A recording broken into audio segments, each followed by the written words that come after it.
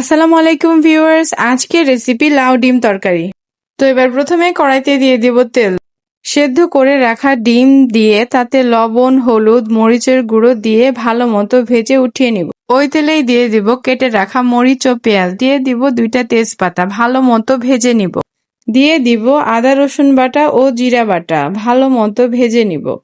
এবার দিয়ে দিব পরিমাণ মতো লবণ, হলুদ, মরিচের গুঁড়ো, ধনে গুঁড়ো।